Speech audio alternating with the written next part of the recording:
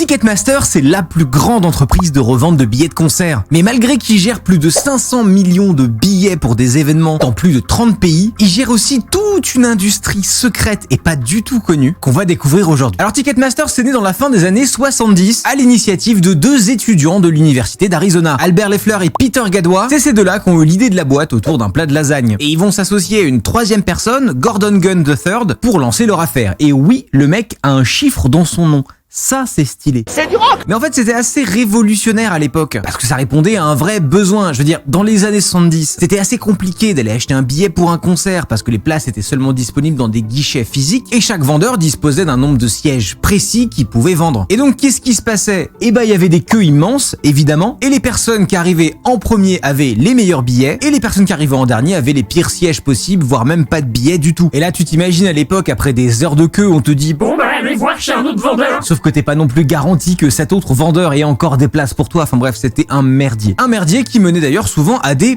bagarres.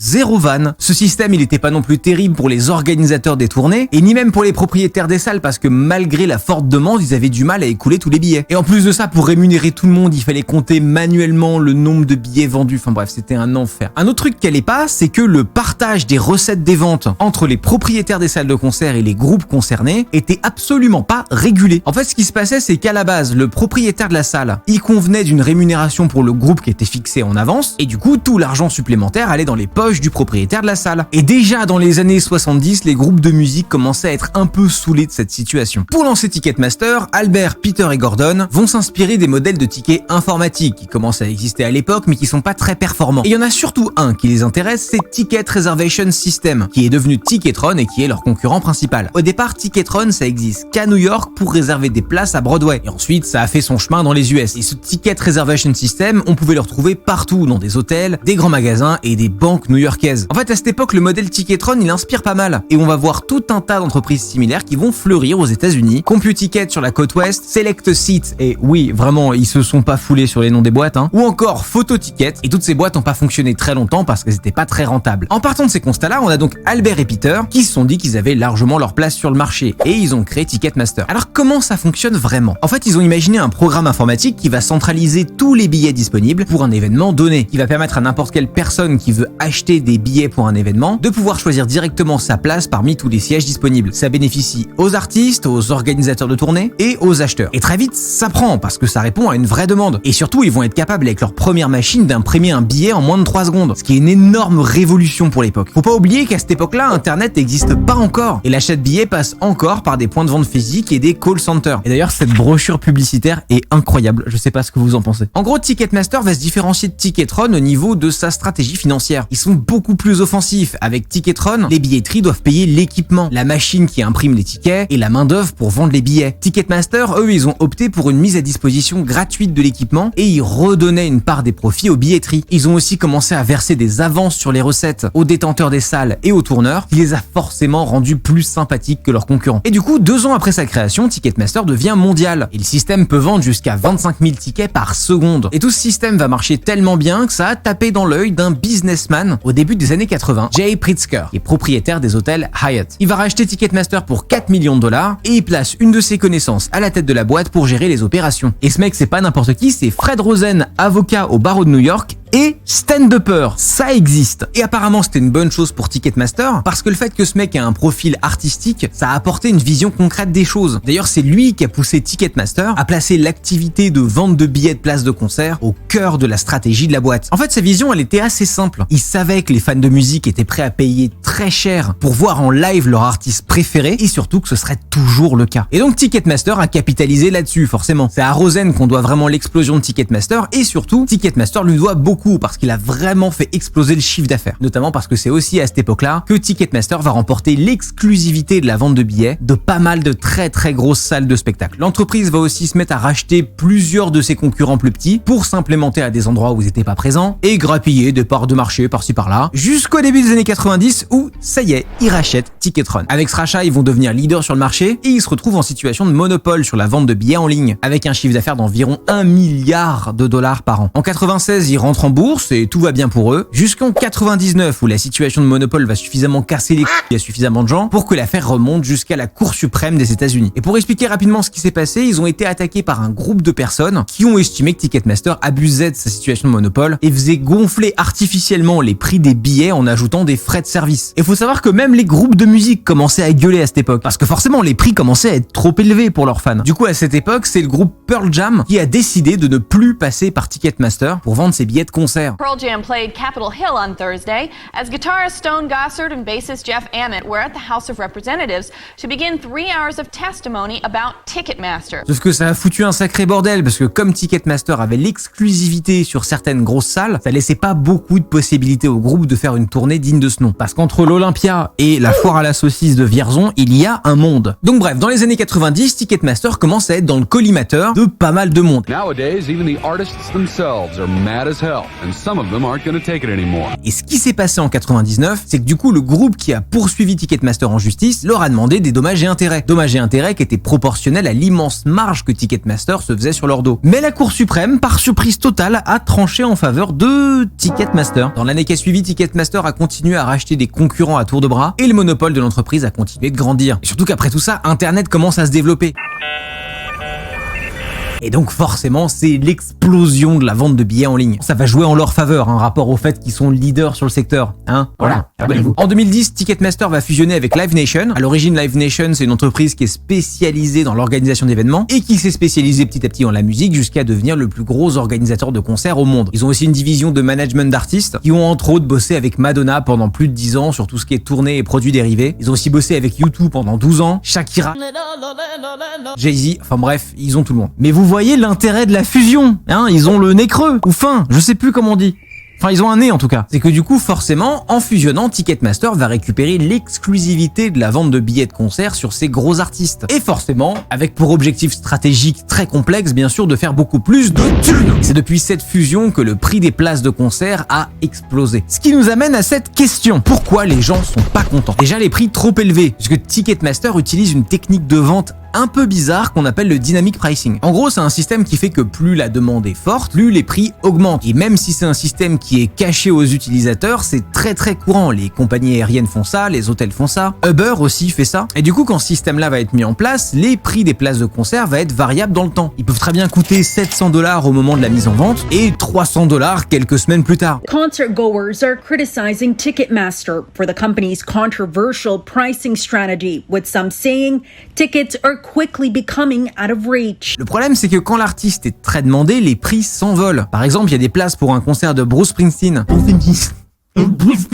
Par exemple, il y a des places pour un concert de Bruce Springsteen qui sont montées jusqu'à $5,000. The ticket prices ranged anywhere from $800 for a really bad seat to $4,000 or $5,000 for reasonable seats, but certainly not the best seat in the house. Pour Taylor Swift récemment, j'en ai vu passer jusqu'à $12,000. Ça a fait un gros scandale récemment, on en parle un peu plus tard. Et en plus du dynamic pricing, si les tickets partent très vite et qui sont revendus sur d'autres plateformes, les tarifs peuvent doubler, voire tripler par rapport au prix du billet d'origine. Mais comme il n'y a aucun concurrent pour que les prix soient régulés, les fans sont coincés et du coup ils s'en plaignent assez régulièrement. Alors d'après Ticketmaster, le système de dynamic pricing ne serait pas mis en place automatiquement, ce serait plutôt mis en place suite à une demande qui vient des artistes ou des promoteurs de spectacles. Bon, alors on n'en sait pas plus, c'est un sujet qui fait vraiment débat, et vu que même les artistes se mettent à s'exprimer et à protester, quand même quelques doutes sur la sincérité de ce que nous raconte Ticketmaster, mais bon. S'ajoute à ça le problème des bots, qui vont acheter des gros lots de billets pour les revendre parfois 3 fois plus cher sur d'autres sites de seconde main, ou carrément à la sauvette devant les salles de concert. Tout ça, ça prive les fans d'accéder à un certain nombre de places, et en plus ça joue sur le fait qu'ils sont prêts à tout pour aller voir sur scène leur artiste préféré. Et ça, c'est vraiment pas très gentil. Et justement, sur le problème des bots, il y a une enquête qui a été faite il y a quelques années par des journalistes canadiens de CBC News. Et cette enquête, elle a fait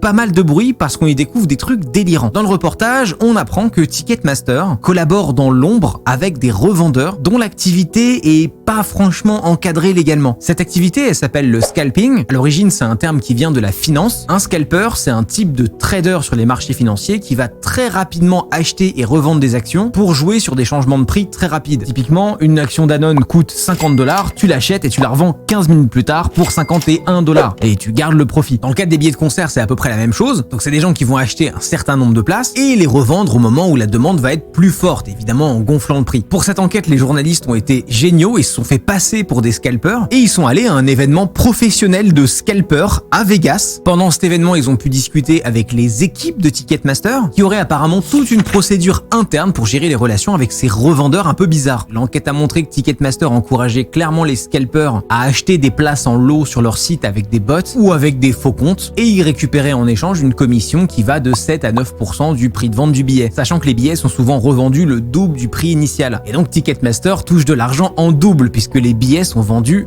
2 fois. Si vous vous demandez si c'est pas un peu de l'arnaque, si. Évidemment, le scalping des places de concert, c'est totalement illégal aux États-Unis depuis une loi de la période Obama qui s'appelle le BOTS Act, BOTS pour Better Online Ticket Sales, loi qui a été signée assez récemment en 2016. Cette loi-là, elle a été passée pour protéger les fans et pour leur assurer un accès équitable aux billetteries sur Internet. Et donc, elle interdit l'usage de bots. Mais visiblement, Ticketmaster s'en bat les et c'est assez marrant parce que c'est une société qui prend assez souvent la parole en disant qu'ils agissent contre les bots et qu'ils font vraiment tout leur possible, sauf qu'ils les rencontrent avec des petits fours à Las Vegas.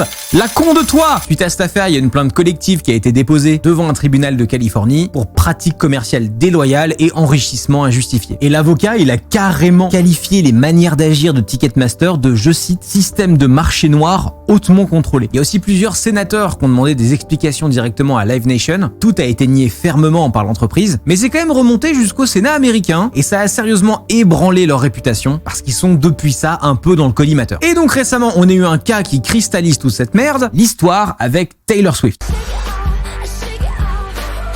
Parce qu'un des vrais problèmes qui est pointé du doigt avec Ticketmaster, et qui est dû en partie aux bots, c'est le fait que parfois les places partent beaucoup trop vite. Et pas uniquement parce qu'il y a une forte demande, mais parce qu'il semblerait qu'il y a eu des petites magouilles pas très claires derrière. Par exemple, avec Taylor Swift, on a eu ce cas très spécifique pour la prévente de sa tournée The Eras Tour. Et bah, ça a littéralement casser Internet. Il faut savoir que les préventes, elles sont normalement prévues uniquement pour les fans. Ticketmaster aurait édité 1,4 million de codes qui auraient été envoyés à des fans vérifiés. Alors pour être fan vérifié, il faut juste s'inscrire en avance sur Ticketmaster. C'est une pratique qui est censée limiter les bots et du coup assurer aux fans préenregistrés qu'ils auront accès à une place. Sauf qu'en fait, il y a eu beaucoup plus de monde sur le coup qui avait de sièges disponibles. Probablement parce que Ticketmaster avait magouillé avec des scalpers qui se sont greffés à la vente pour acheter des billets en lot et les revendre. Et donc il y a des millions de personnes qui ont attendu comme des cons pendant plus de 8 heures, parce qu'en plus le site a planté de nombreuses fois, pour acheter leur place en prévente, alors que Ticketmaster savait pertinemment que tous ces gens-là n'auraient pas un billet. Ils savaient très bien qu'ils pouvaient pas satisfaire la demande. On précise qu'en plus de ça, il y a des billets qui ont été directement revendus sur une plateforme qui s'appelle Secondary Ticket Exchange, et que les places revendues sur ce site étaient à des prix complètement indécents. Genre plusieurs milliers de dollars. Même si t'aimes bien Tay-Tay, c'est chaud quand même. Et évidemment, si le marché était un peu plus concurrentiel, tout ça serait pas arrivé. Enfin bref, il y a eu un tel bordel avec cette affaire Ticketmaster et Taylor Swift qu'ils ont dû carrément annuler la mise en vente des places en expliquant que c'était parce que c'était la première fois qu'ils avaient autant d'affluence sur une vente et qu'ils avaient pas assez de billets disponibles pour répondre à la demande. Suite à ça, il y a 26 fans de Taylor Swift énervés, et je peux vous assurer que 26 fans de Taylor Swift énervés, ça fait du bruit, qui sont montés au créneau et qui ont saisi la justice en Californie. Ils ont déposé plainte contre Ticketmaster pour conduite anticoncurrentielle, fraude et tromperie intentionnelle. Les Swifties motivés, là, ils aimeraient récupérer les gains frauduleusement acquis par Ticketmaster pendant cette prévente, et ils aimeraient aussi que le mastodonte de la vente de billets en ligne soit condamné à verser 2500 $ par cas recensé. L'addition va être salée. Et du coup, c'est parti tellement en couille que Taylor Swift elle-même s'est exprimée contre Ticketmaster sur son Instagram et son Twitter. Dans son message, elle explique que c'est compliqué pour elle de s'en remettre une entité extérieure et d'assister à des erreurs pareilles sans pouvoir agir. Et avant même que les fans saisissent la justice, il y a des juges et des politiciens américains qui s'emparent du sujet, et d'ailleurs eux aussi encouragent les fans à déposer plainte contre Ticketmaster. Par exemple, le 17 novembre dernier, il y a le procureur général de Pennsylvanie qui a tweeté Trouble, Trouble, Trouble en rapport avec une chanson de Taylor Swift, très fort. Et il y a aussi la sénatrice Alexandra Ocasio-Cortez qui a donné une interview au magazine Rolling Stone sur ce sujet et qui explique grosso modo qu'elle est sur le coup et qu'elle lâchera pas l'affaire. Les artistes peuvent certainement jouer un rôle en faisant pression sur les principaux acteurs de l'industrie pour qu'elle soit plus équitable pour les artistes et pour les fans. Je pense que le démantèlement de la fusion peut aider les artistes à exercer ce pouvoir encore davantage. Cette histoire, elle a fait tellement de bruit que le Sénat américain a décidé d'ouvrir une audition pour examiner tout ça. On sait pas trop jusqu'où ça va aller, mais en tout cas, ça va faire du bruit. Et si vous aimez ces histoires d'arnaque, allez voir ma vidéo sur Coin 2012.